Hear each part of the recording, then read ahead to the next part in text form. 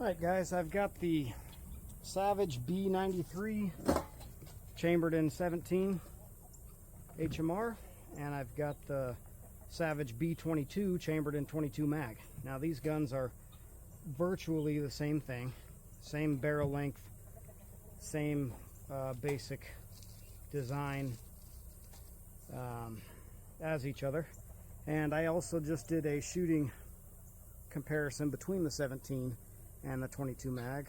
It's going to be on my channel. You can go look at that. But I thought I'd go over a couple things on this gun. Things I like and things I don't like. Just for comparison's sake. There's also my Ruger 1022. Now, I'll start off with the 17 only comes in a basic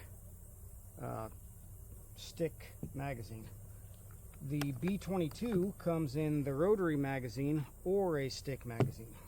The rotary magazine is what the 1022 has. And I tell you what, these are the only way to go in my opinion. They don't offer the 17 in a rotary, or I would have got it.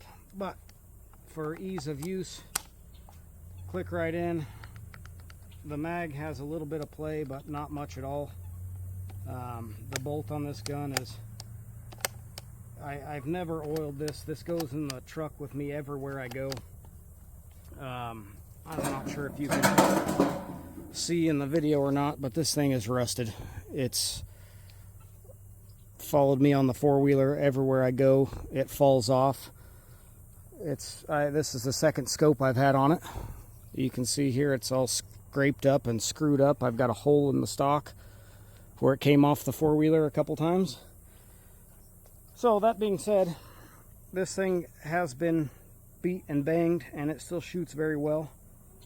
The Savage AccuTrigger is by far probably the best trigger I own, and I've got at least 5 or 6 aftermarket triggers in ARs and everything else, and I will still put a stock Savage AccuTrigger up against almost any aftermarket trigger. And these are stock, not adjusted, not anything. I love the way they shoot. In fact, I would buy basically anything Savage has that comes with the AccuTrigger just because of how good that is. Here's something I did not like about these magazines. This is the main reason why I don't like any stick magazine like this. When you slide it up in the gun here, that magazine moves quite a bit. So much so that if you have pressure on this, you can't get the bolt to go forward. That has to be relaxed and down before the bolt will actually go up into place. So that's, I really don't like that. That being said, if you set this thing down on any kind of a rest or have your hand on it, it makes the bolt extremely hard to close if it lets it close. So you kind of got to watch out for that if you're resting on something. These are kind of a free float design at the end of the barrel, which is nice. Both these guns are threaded, which is nice. But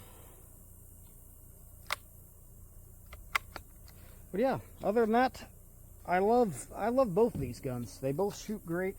I wouldn't hesitate to shoot either one of them. Even at 100 yards, I'm not struggling to put bullets at least within an inch or so. And I'm not that great of a shooter, let's be honest. However, if I had my choice after shooting them both today, I would stick with the 17. I don't have a lot of wind out here right now, and a lot of the complaints I read online are from windy days. They say the 17 will get blown further off target than the 22 mag will. I have not directly experienced that, but it is hard to say because the 22 mag has a couple years of abuse, and today was the first day this 17's ever been shot. And it does have the better scope. But either way, you can't go wrong. They're all great guns and good bullets too. I'm not afraid of the 17 or the 22 mag. And I've killed a lot of stuff with the regular 22s. Now from a price standpoint, I believe when I bought both these guns new, I got both of them on a sale, and I think the 17 was just a hair more expensive. I think I got out the door within $50 of the 22 mag, and it was the more expensive one because it was camo. Also, if you're comparing ammo prices, I believe the 17 is around, I know online you can usually get ammo for just under 25 cents a round.